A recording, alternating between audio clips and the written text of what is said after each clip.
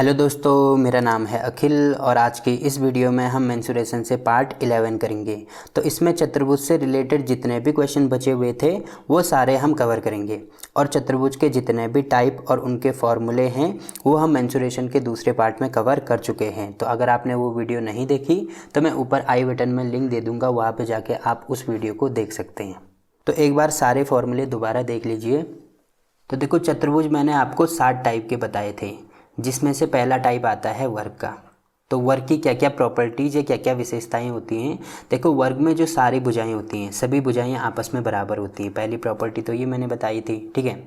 दूसरी प्रॉपर्टी थी कि वर्ग के कोण आपस में बराबर होते हैं और प्रत्येक कोण 90 डिग्री के बराबर होते हैं, ठीक। तीसरी प्रॉपर्टी थी कि दोनों विकर्ण आपस में बराबर होते हैं, यानी ये जो विकर्ण हैं ये दोनों आपस में बराबर होंगे। अगर ये विकर्ण की वैल्यू d1 है और ये जो बाद वाला विकर्ण है इसकी वैल्यू d2 है तो ये दोनों बराबर होंगे। और ये विकर्ण एक दूसरे को समद्विभाजित करते हैं। समद्विभाजित करने का मतलब क्या है कि विकर्ण की यहाँ से लेकर यहाँ तक की जितनी लंबाई होगी वही लंबाई यहाँ से लेकर यहाँ तक होगी, और ये चारों विकर्ण की जो लंबाई होंगी वो भी आपस में बराबर होंगी। ये तीसरी प्रॉपर्टी थी। अगली प्रॉपर्टी है कि वर्गों के प्रतिच्छेदन बिंदु पर 90 डिग्री का कोण बनता है, यानी जहाँ पे ये विकर्ण एक दूसरे को काटते हैं वहाँ पे 90 डिग्री का एंगल बनेगा। यहाँ पे भी 90, यहाँ पे भी 90 और यहाँ पे भी 90, ठीक है। तो ये इसकी प्रॉपर्टी हो गई। अगर मैं इसके क्षेत्रफल की बात करूँ यानी फॉर्मूलों की बात करूँ तो पहले आता है इसका क्षेत्रफल। तो इसका जो क्षेत्रफल होता है वो होता है भुजा स्क्वायर, या इसको क्योंकि एक भुजा ए मैंने मानी है तो इसको ए स्क्वायर भी बोला जाता है। और विकर्ण के फॉर्म में इसकी जो वैल्यू होती है वो होती है d²/2। तो क्षेत्रफल के दो फॉर्मूले हो गए। अगर मुझे भुजा दी है तो इससे मैं इसको सॉल्व कर सकता हूँ, और अगर विकर्ण दिया है तो मैं d²/2 का यूज कर सकता हूँ, ठीक। और साथ में अगर परिमाप मुझे निकालना है तो परिमाप मतलब पूरा मापना। तो पूरा कैसे माप सकता हूँ मैं, सबको आपस में जोड़ना होगा, तो ये हो जाएगा 4a। और विकर्ण की वैल्यू मुझे निकालनी है तो एक विकर्ण की वैल्यू निकालूंगा तो क्योंकि दोनों बराबर हैं तो इसकी वैल्यू हो जाएगी √2a, जिसको मैं पाइथागोरस यूज करके निकाल सकता हूँ, ठीक है। तो ये बात होगी विकर्ण की। अब बात करते हैं समचतुर्भुज की। तो समचतुर्भुज और वर्ग में ये सिमिलैरिटी होती है कि वर्ग की भी सारी भुजाएं बराबर होती हैं और इसकी भी सारी भुजाएं बराबर होती हैं, ठीक है। बट वर्ग में जो सारे कोण होते हैं वो 90 के बराबर होते हैं, बट इसमें सारे कोण 90 के बराबर नहीं होते हैं, जैसे कि आप यहाँ पे देख सकते हैं, ठीक है। और अगर इसकी प्रॉपर्टी निकालूं तो सबसे पहले जो समचतुर्भुज होता है उनकी सारी भुजाएं बराबर होती हैं, ठीक है। पहली बात तो ये होगी। दूसरा होता है कि जो आमने सामने के कोण होते हैं वो बराबर होते हैं, यानी इसके सामने वाला कोण ये वाला और इसके सामने वाला कोण ये वाला, ये बराबर होंगे। और इनके जो आसन कोण होंगे यानी ये कोण और ये कोण, इनकी जो वैल्यू होती है वो 180 डिग्री के बराबर होती है, ठीक। इसी प्रकार से इसका आसन कोण ये वाला होगा तो इन दोनों को जोड़ेंगे तो 180 डिग्री के बराबर आएगा, ठीक है। अगला आएगा इसके विकर्ण बराबर नहीं होते, यानी ये जो विकर्ण है ये इसके बराबर नहीं होता, बट जो विकर्ण होते हैं वो एक दूसरे को समद्विभाजित करते हैं। समद्विभाजित करने का मतलब विकर्ण की ये जो लंबाई होगी उसकी वैल्यू इस विकर्ण की लंबाई के बराबर होगी, इसी प्रकार से इसकी वैल्यू इसके बराबर होगी, ठीक है। और इसमें लास्ट प्रॉपर्टी आती है कि विकर्णों के प्रतिच्छेदन बिंदु पर 90 डिग्री का कोण बनता है, यानी जहाँ पर विकर्ण एक दूसरे को काटते हैं वहाँ पर 90 का कोण बनेगा, यानी चारों कोण में से प्रत्येक कोण 90 के बराबर होगा। अब इसके फॉर्मूले की अगर मैं बात करता हूँ तो सबसे पहले आता है इसका क्षेत्रफल। तो क्षेत्रफल मैं निकाल सकता हूँ 1/2 d1 × d2, जहाँ पर d1 पहला विकर्ण और d2 दूसरा विकर्ण होता है, ठीक है। या मैं इसको अगर मुझे हाइट दी है, यहाँ पे अगर मैं एक परपेंडिकुलर ड्रॉ करता हूँ तो ये इसकी हाइट हो जाएगी। तो अगर मुझे हाइट दी है तो मैं इस फॉर्मूले का यूज़ कर सकता हूँ, यानी आधार गुणा ऊंचाई का यूज़ कर सकता हूँ। और अगर मुझे कोई एंगल दिया है यानी थीटा की वैल्यू अगर मुझे दी है तो मैं इसी पे, देखो आधार तो इसका ए हो जाएगा तो यहाँ पे मैंने ए कर दिया। अब थीटा मुझे दिया है तो मैं साइन थीटा से इसकी वैल्यू निकाल सकता हूँ। साइन थीटा बराबर होता है लंब बटा कर्ण, तो लंब हो जाएगा h और कर्ण हो जाएगा a, ठीक है। तो h की वैल्यू मुझे निकालनी है तो a साइन थीटा हो जाएगा, जो कि यहाँ पे मैंने किया है। इसका मतलब ये हो जाएगा a² साइन थीटा। तो इसके 3 फॉर्मूले हो गए, पहला ये वाला, दूसरा ये वाला और तीसरा ये वाला, ठीक। और अगर मैं इसके परिमाप की बात करूँ तो इसका परिमाप उसी के बराबर होता है जितना का होता है, क्योंकि ए है तो सबको जोड़ना है तो 4a हो जाएगा। और विकर्ण और भुजा के बीच में अगर मुझे रिलेशन निकालना है तो ये रिलेशन होता है 4a² बराबर d1² प्लस d2²। ये पहला विकर्ण होगा, ये दूसरा विकर्ण होगा, ठीक है। तो ये चीज़ें आपको इसमें ध्यान रखनी है। अब देखो इसमें अगला आता है आयत। तो आयत की क्या क्या विशेषताएं होती हैं। सबसे पहले तो आयत में आमने सामने की भुजा बराबर होती है, ठीक है। आमने सामने की भुजा मतलब अगर ये ए है तो इसके सामने की भुजा ये वाली होगी, तो ये बराबर हो जाएंगे। तो ये दोनों बराबर हैं और पैरेलल भी हैं। इसी प्रकार से ये भी इसके बराबर है और पैरेलल भी है। अगला आता है सभी कोण 90 के बराबर होते हैं, तो ये 90 डिग्री के कोण हो जाएंगे सारे, ठीक। और दोनों विकर्णों की लंबाई बराबर होती है, यानी जितनी लंबाई ये वाले विकर्ण की होगी उतनी लंबाई ये वाले विकर्ण की होगी। और ये जो विकर्ण होते हैं वो एक दूसरे को समद्विभाजित करते हैं, यानी विकर्णों की ये जो लंबाई होती है ये सब बराबर होती है, यहाँ से यहाँ तक, यहाँ से यहाँ तक, यहाँ से यहाँ तक और यहाँ से यहाँ तक, ठीक है। और इसमें इम्पॉर्टेंट चीज़ ये है कि ये एक दूसरे को 90 डिग्री पर प्रतिच्छेदित नहीं करते, यानी जहाँ पर विकर्ण एक दूसरे को काटेंगे तो इनकी जो वैल्यू होगी, ये जो एंगल बन रहे हैं इनकी वैल्यू 90 डिग्री के बराबर नहीं होगी, ठीक। अब इसके फॉर्मूले की अगर मैं बात करता हूँ तो सबसे पहले आता है इसका क्षेत्रफल। तो क्षेत्रफल होगा लंबाई गुणा चौड़ाई। परिमाप अगर मैं निकालूँ तो देखो बी भी 2 बार है, ए भी 2 बार है, तो ये हो जाएगा 2 × लंबाई प्लस चौड़ाई। और विकर्ण निकालूँ तो मैं पाइथागोरस यूज करके निकाल सकता हूँ। जैसे अगर मैं विकर्ण को डी मानता हूँ तो d² बराबर हो जाएगा a² प्लस b², ठीक है। अगर ये a है और ये भी a है तो d की वैल्यू निकालूंगा तो रूट में a² प्लस b² हो जाएगा, जो कि मैंने यहाँ पर लिया है। और कभी कभी क्वेश्चन में 4 दीवार का क्षेत्रफल भी पूछा जाता है। तो 4 दीवार का क्षेत्रफल क्या हो जाएगा, परिमाप इंटू ऊंचाई। तो परिमाप तो ये वाला है हमारे पास और ऊंचाई में h मान सकता हूँ, तो इस वाले फॉर्मूले का यूज़ करके मैं वैल्यू निकाल सकता हूँ, ठीक है। तो ये बात होगी आयत की।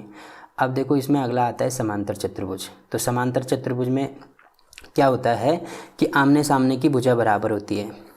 जैसे आयत में होता है कि इसके सामने की भुजा ये वाली और इसके सामने की भुजा ये वाली, ये आपस में बराबर होते हैं और साथ में पैरेलल भी होते हैं, यानी इसके पैरेलल ये, इसके पैरेलल ये, ठीक। अब देखो अगला आता है, इसमें आसन कोणों का योग 180 के बराबर होता है। जैसे कि ये और ये कोण, इनको आपस में जोड़ेंगे तो 180 डिग्री के बराबर आएगा।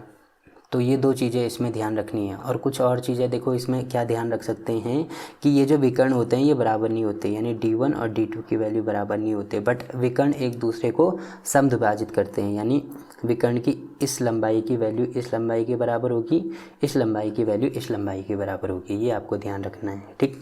और यहाँ पर 90 डिग्री का एंगल भी नहीं बनता है, जहाँ पर ये एक दूसरे को काटेंगे वहाँ पे 90 डिग्री का एंगल भी नहीं बनेगा। तो ये चीज़ें होगी। और अगर मैं इसके फॉर्मूले की बात करूँ तो क्षेत्रफल कैसे निकालूंगा मैं, आधार गुणा ऊंचाई। तो ऊंचाई कौन सी हो जाएगी, यहाँ से अगर मैं परपेंडिकुलर डालता हूँ तो यहाँ पर परपेंडिकुलर डाल दिया तो ये इसकी हाइट हो गई। तो आधार है इसका a और ऊंचाई हो गई h। और अगर यहाँ पर थीटा की वैल्यू दी है तो जैसे मैंने ऊपर बताया था कि साइन थीटा का यूज़ करके मैं क्षेत्रफल निकाल सकता हूँ, ठीक। और परिमाप अगर मुझे निकालना हो तो परिमाप क्या हो जाएगा, देखो a भी 2 बार है और b भी 2 बार है, तो 2 को कॉमन लेके a प्लस b में कर सकता हूँ, तो ये इसका परिमाप हो गया। तो ये हो गया समांतर चतुर्भुज।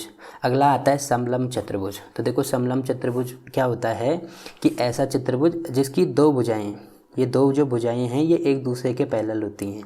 जैसे इसमें BE और AC एक दूसरे के पैरेलल हैं, ठीक है। 2 भुजाएं कोई से भी पैरेलल हो सकती हैं। और अगर इसका मैं क्षेत्रफल निकालूं तो इसका क्षेत्रफल होता है 1/2 इंटू समांतर भुजाओं का योग, यानी जो भी भुजाएं एक दूसरे के पैरेलल होंगी उनको आपस में जोड़ेंगे, इंटू ऊंचाई। तो ऊंचाई कौन सी हो जाएगी, यहाँ पर परपेंडिकुलर डाल के मैं h निकाल सकता हूँ, ठीक है।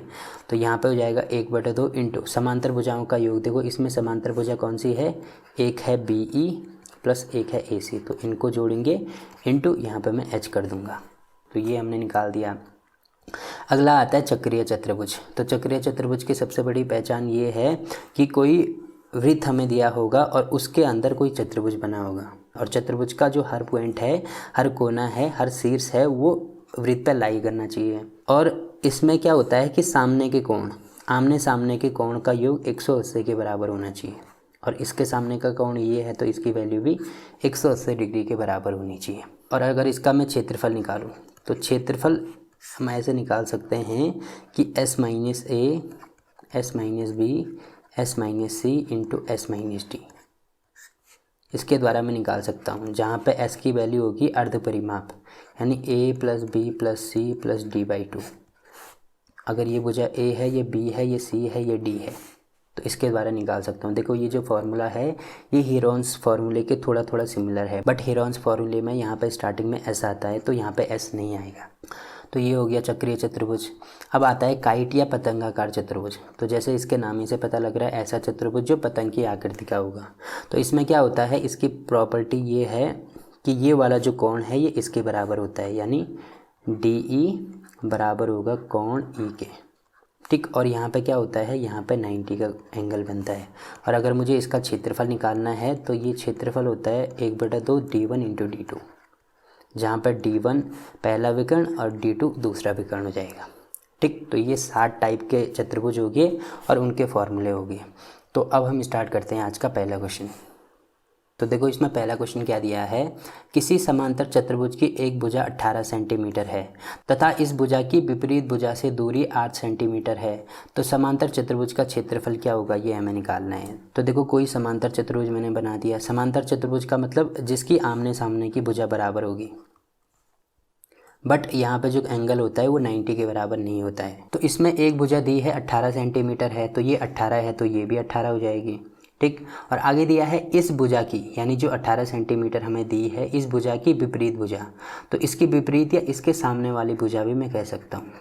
सामने वाली भुजा कौन सी है, ये वाली। सामने वाली भुजा से दूरी, यानी इससे दूरी, इसका मतलब मुझे हाइट दी होगी, h की बात वो कर रहा होगा। दूरी हमें दी है 8 सेंटीमीटर, तो मुझे इसका क्षेत्रफल निकालना है। तो समांतर जो चतुर्भुज होता है उसका क्षेत्रफल होता है आधार गुणा ऊंचाई, ठीक है। तो आधार मतलब जिस पे ये टिका हुआ है, तो आधार की वैल्यू हमें दी है 18 सेंटीमीटर और ऊंचाई भी हमें दी है 8 है। तो इनको गुणा कर दो, तो 8 × 8 = 64, कुछ 4 8 कम 8 और 6 14, यानी 144। इसका मतलब डी वाला हमारा आंसर हो जाएगा, ठीक। तो इस प्रकार से हम इसको सॉल्व कर सकते हैं। अब देखो अगला क्वेश्चन क्या दिया है, एक समांतर चतुर्भुज की संगत भुजाएं क्रमशः 30 मीटर तथा 14 मीटर हैं। तो ये भी कैसा चतुर्भुज है, समांतर, यानी जिसके आमने सामने की भुजाएं बराबर होती हैं। और इसमें दिया है कि संगत भुजाएं, यानी अगर ये 30 है तो इसके संगत कौन सी भुजा है, एक ये भुजा है, एक ये भुजा है, तो ये 14 मीटर हो जाएंगी। ये 14 है तो ये भी 14 होगी, और ये 30 है तो यानी ये भी 30 हो जाएगी, ठीक है। आगे दिया है तथा इन भुजाओं के शीर्षों को मिलाने वाले विकर्ण की लंबाई, तो इनमें से एक विकर्ण की लंबाई मुझे दी है 40 मीटर। तो मैं कोई सा भी विकर्ण ले सकता हूँ, मान लीजिए ये वाला विकर्ण है, तो ये दिया है हमें 40 मीटर, ठीक है। तो ये 40 मीटर है। आगे हमें क्या निकालना है, समांतर चतुर्भुज का क्षेत्रफल कितना होगा, ये हमें निकालना है। तो देखो इसका फॉर्मूला तो मैंने आपको बताया था, आधार गुणा ऊंचाई। तो आधार तो हमारे पास है, बट मैं ऊंचाई यहाँ से नहीं निकाल सकता हूँ, तो इसके लिए मुझे कोई दूसरे फॉर्मूले का यूज़ करना होगा। देखो आप यहाँ पे देख रहे होंगे कि 2 त्रिभुज बन रहे हैं। एक तो ये वाला त्रिभुज बन रहा है, ठीक है, और इस त्रिभुज की मुझे तीनों भुजाएं पता हैं, 1 2 और 3, तीनों भुजाएं पता हैं। इसी प्रकार से एक ये वाला त्रिभुज भी बन रहा है और इसकी भी मुझे तीनों भुजाएं पता हैं। तो मैं क्या करूँगा कि त्रिभुज का क्षेत्रफल निकाल दूंगा, ठीक है। तो तीनों भुजाएं मुझे पता हैं, तो त्रिभुज का क्षेत्रफल मैं कैसे निकाल सकता हूँ। अब देखो तीनों भुजाएं अलग अलग हैं, तो मुझे हीरोन्स फॉर्मूले का यूज़ करना होगा, यानी s × s - a s - b × s - c के द्वारा मैं इसको निकाल सकता हूँ, जहाँ पे अर्ध परिमाप हो जाएगा s की वैल्यू, स्मॉल s की वैल्यू। तो अर्ध परिमाप मतलब इन तीनों भुजाओं को मैं जोड़ दूंगा, तो 4 और 3 7 70 और ये 84 हो जाएगा, अब बटे में 2, तो यहाँ पे हो जाएगा ये 42।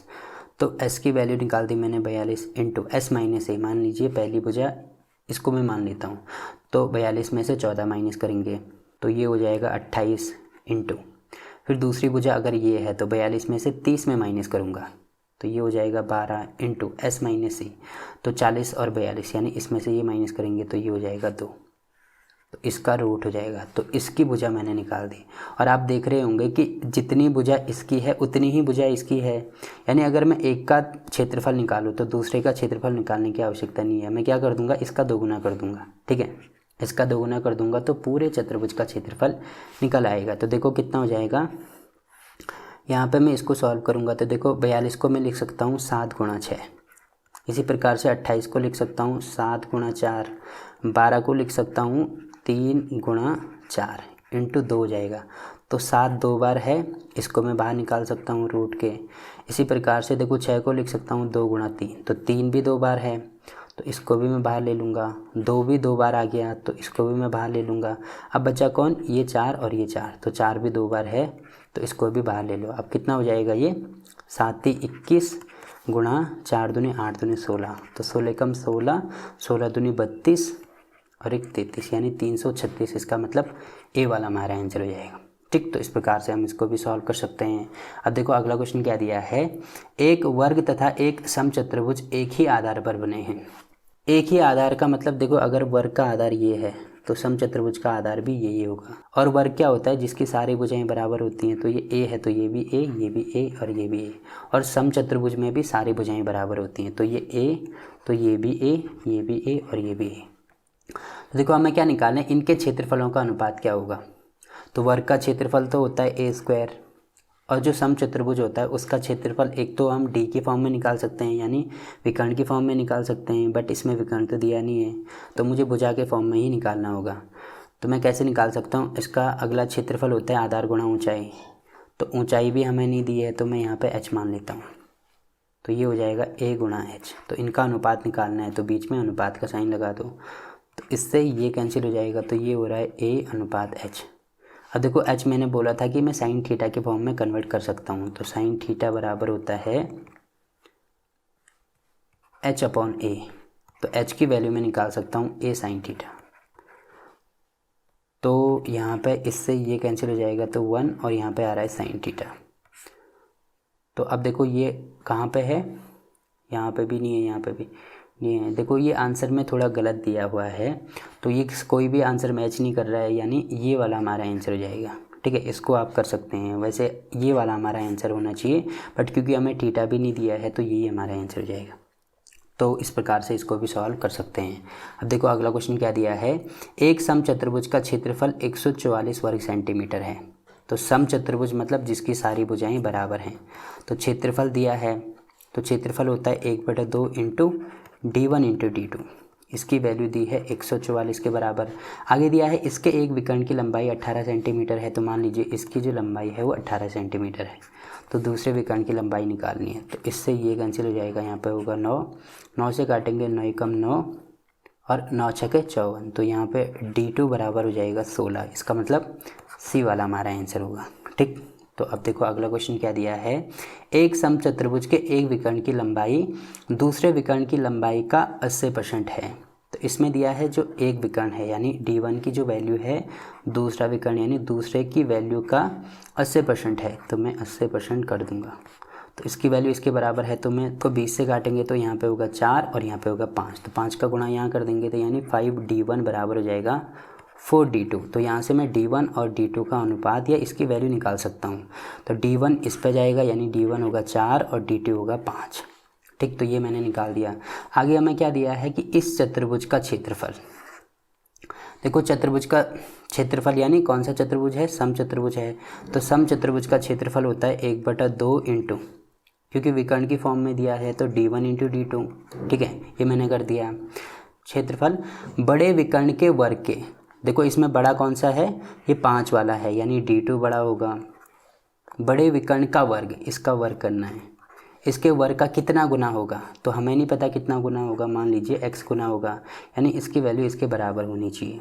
तो तब मैं यहाँ से x की वैल्यू निकाल सकता हूँ। देखो कैसे निकालूंगा, 1/2 d1 की वैल्यू यहाँ पे दी है 4 इंटू d2 की वैल्यू यहाँ पे दी है 5 बराबर d2 कितना हो जाएगा, 5 का स्क्वायर यानी 5 गुणा 5 बराबर होगा x के। तो 5 से 5 कैंसिल, इससे काटेंगे यहाँ पे होगा 2, तो x की वैल्यू आएगी 2/5, यानी कितने गुना होगा, 2/5। इसका मतलब बी वाला हमारा आंसर होगा। ठीक, अब देखो अगला क्वेश्चन क्या दिया है, एक समचतुर्भुज की एक भुजा 5 सेंटीमीटर तथा एक विकर्ण 8 सेंटीमीटर है। तो समचतुर्भुज है, इसका मतलब सारी भुजाएं बराबर होंगी। तो ये मैंने कोई समचतुर्भुज बना दिया, तो भुजा दी है 5 है, तो ये भी 5, ये भी 5 और ये भी 5, और इसमें विकर्ण की लंबाई है, तो एक विकर्ण है 8। ठीक है, और मैंने बोला था कि समचतुर्भुज में जो विकर्ण है वो समद्विभाजित करते हैं, यानी जितनी वैल्यू इसकी होगी उतनी ही इसकी होगी।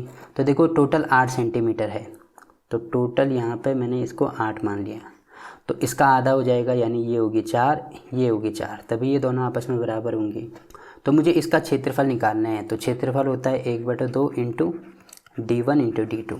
तो 1/2 इंटू एक विकर्ण की वैल्यू तो मुझे दी है, तो दूसरे की वैल्यू निकालूंगा। तो मैं कैसे निकाल सकता हूँ? देखो, मैंने ये भी बोला था कि यहाँ पर 90 डिग्री का एंगल बनता है। तो इनमें से मैं कोई सा भी एक त्रिभुज ले लेता हूँ। मान लीजिए ये वाला अगर मैं लेता हूँ, तो इसमें दो भुजा मुझे पता है, एक है 4, एक है 5, तो ट्रिपलेट बन रहा है। तो यानी एक हो जाएगा 3, क्योंकि मैंने ट्रिपलेट बनाया था 3, 4 और 5 का। तो ये 3 हो गया, ये 4 हो गया, ये 5 हो गया। और ये भी एक दूसरे को समद्विभाजित करते हैं, यानी जितनी वैल्यू इसकी होगी उतनी ही इसकी होगी। तो ये 3 है, तो ये भी 3 हो जाएगा। ठीक है, तो विकर्ण टोटल कितना हो गया? 3 + 3 यानी 6। तो दूसरा विकर्ण हो गया 6। अब इसको सॉल्व करेंगे तो यहाँ पे हो जाएगा 3। तो 8 × 24 यानी बी वाला हमारा आंसर है। ठीक, तो देखो अगला क्वेश्चन क्या दिया है। एक समचतुर्भुज का परिमाप 52 मीटर है। तो समचतुर्भुज का मतलब जिसकी सारी भुजाएं बराबर हैं। तो परिमाप होता है 4a, इसकी वैल्यू दी है 52। तो a बराबर हो जाएगा 1 और 3, a बराबर 13। तो ये 13, ये भी 13, ये भी 13 और ये भी 13 हो जाएगा। एक छोटा विकर्ण, तो मान लीजिए छोटा विकर्ण ये वाला है, 10 है टोटल। ठीक है, तो ये समद्विभाजित करते हैं, यानी ये 5 होगा, ये भी 5 होगा। तो इसके बड़े विकर्ण की लंबाई कितनी होगी? तो इसमें भी वही वाला फार्मूला यूज़ करेंगे, क्योंकि यहाँ पे 90 का एंगल बनता है। तो एक ट्रिपलेट में बना दूंगा। तो ट्रिपलेट 13, 5, यानी ट्रिपलेट होता है 5, 12 और 13 का। तो ये 13 है, ये 5 है, तो ये 12 हो जाएगा। ठीक है, तो ये 12 है, तो ये भी 12 होगा। तो टोटल कितना हो गया विकर्ण? 12 + 12 यानी 24 हमारा आंसर हो जाएगा। इसका मतलब डी वाला हमारा आंसर। ठीक, अब देखो अगला क्वेश्चन क्या दिया है। एक समलंब चतुर्भुज की समांतर भुजाएं क्रमशः 1.5 मीटर तथा 2.5 मीटर लंबी हैं तथा इन भुजाओं के बीच की लंबवत दूरी 6.5 मीटर है। तो इस चतुर्भुज का क्षेत्रफल कितना होगा? तो देखो, समलंब चतुर्भुज का मैंने बताया था कि दो भुजाएं क्या होती हैं, एक दूसरे के पैरेलल होती हैं, और इनकी दी है मुझे लंबाई, एक की है 1.5 मीटर और एक की है 2.5 मीटर। और इन भुजाओं के बीच की लंबवत दूरी, यानी मुझे h की वैल्यू भी यहाँ पे दी है। लंबवत दूरी का मतलब जहाँ पे 90 का कोण बन रहा हो, तो इसकी दूरी दी है मुझे 6.5 मीटर। तो इसका क्षेत्रफल होता है 1/2 समांतर भुजाओं का योग। तो इनको जोड़ेंगे तो यहाँ पे हो जाएगा 0, 2 और 3 और 4, यानी ये हो जाएगा 4 गुणा हाइट है इसमें 6.5। तो 2 से काटेंगे, यहाँ पे होगा 2, तो 5 दूनी 10 की 0, 6 दूनी 12 और 1 13, यानी 13 हमारा आंसर, इसका मतलब ए वाला। ठीक, अब देखो अगला क्वेश्चन क्या दिया है। एक समलंब चतुर्भुज की समांतर भुजाओं का अनुपात 3:5 है। तो समांतर भुजाएं यानी ये वाली, एक है 3 और एक है 5। तो अगर मैं x से गुणा करता हूँ तो एक होगा 3x, एक होगा 5x। इनके बीच की दूरी यानी h भी हमें दिया है 12 है। यदि इस चतुर्भुज का क्षेत्रफल 384 वर्ग सेंटीमीटर हो, तो चतुर्भुज का क्षेत्रफल यानी ये जो समलंब चतुर्भुज है उसका क्षेत्रफल होता है 1/2 इंटू जो समांतर भुजाएं हैं उनका योग। तो 5 और 3 8, यानी 8x इंटू ऊंचाई होती है, ऊंचाई 12 है। इसकी वैल्यू मुझे दी है 384 के बराबर। तो मुझे क्या निकालना है? तो समांतर भुजाओं में से छोटी भुजा की लंबाई कौन सी है? तो छोटी भुजा इनमें से कौन सी है? ये वाली है, यानी मुझे इसकी वैल्यू निकालनी है। तो पहले मैं यहाँ से x की वैल्यू निकालूंगा। तो यहाँ पे इसको काटेंगे, यहाँ पे होगा 4, 4 से काटेंगे तो 9 चौको 36 और 6 चौको 24 और 12 8 96। तो x बराबर होगा 8। तो 3x की वैल्यू चाहिए, तो 3 गुणा 8 यानी 24 हमारा आंसर हो जाएगा। इसका मतलब बी वाला। ठीक, अगला क्वेश्चन देखो क्या दिया है। एक घोड़ा 40 मीटर लंबे तथा 24 मीटर चौड़े आयताकार घास के मैदान के एक कोने पर गाड़ी गई खूंटी से 14 मीटर लंबी रस्सी से बंधा हुआ है। तो कोई आयताकार घास का मैदान है, तो मैंने आयताकार घास का मैदान बना दिया। ठीक है, इसकी लंबाई है 40 मीटर, तो ये भी होगी 40, और चौड़ाई दी है 24 मीटर, तो ये भी होगी 24। इसमें क्या है कि एक कोने पर, तो मान लीजिए ये कोई कोना है, ये इस पे या किसी भी कोने पे ले सकते हैं, तो मैं इस पे लेता हूँ। तो इस पे गाड़ी गई एक खूंटी से 14 मीटर लंबी रस्सी। तो रस्सी की टोटल लंबाई कितनी है? टोटल लंबाई है 14 मीटर, बांधा हुआ है। घोड़ा खेत के कितने क्षेत्रफल तक चर सकता है? तो चर सकने का मतलब ये है कि देखो रस्सी तो 14 मीटर लंबी है, इससे ज़्यादा तो हो नहीं सकती। इसी प्रकार से वो अगर यहाँ से भी यहाँ तक भी जाएगा तो यहाँ भी 14 मीटर ही जा पाएगा। अगर यहाँ जाएगा तो यहाँ भी 14 मीटर ही जा पाएगा। अगर यहाँ जाएगा यानी किसी भी अगर पॉइंट पर जाता है तो 14 मीटर से ज़्यादा नहीं जा सकता, यानी एक पूरा सर्कल बन जाएगा इस प्रकार से। ठीक है, इससे ज़्यादा तो वो नहीं जा सकता। तो मुझे क्या निकालना है, घोड़ा खेत के कितने क्षेत्रफल तक चर सकता है। तो एक सर्कल बन रहा है तो सर्कल का क्षेत्रफल होता है पाई आर स्क्वायर। ठीक है, आर की वैल्यू मुझे यहाँ पे दी है 14 है। तो देखो मैदान तो ये वाला है, आयताकार मैदान ये वाला है, केवल इतना ही वो चर पा रहा है। तो देखो सेंटर ये वाला है, तो अगर मैं इसको इस प्रकार से आगे बढ़ाता हूँ और इसको इस प्रकार से आगे बढ़ाता हूँ तो टोटल कितने पार्ट बन रहे हैं, 1 2 3 4। तो 4 पार्ट में केवल एक पार्ट को ही वो चर सकता है। इसका मतलब जो टोटल क्षेत्रफल होगा इसका मुझे 1/4 भाग करना होगा। ठीक, तो ये हो जाएगा 1/4 इंटू पाई की वैल्यू 22/7 इंटू आर की वैल्यू है 14, तो स्क्वायर की वैल्यू 14 गुणा 14 हो जाएगी। अब 7 से काटेंगे, 7 दूनी 14, 2 से काटेंगे यहाँ पर 2, यहाँ पर 11, तो 11 चौको 44, 11 कम 11 और 4 15, यानी 154 मीटर स्क्वायर। इसका मतलब ए वाला हमारा आंसर हो जाएगा।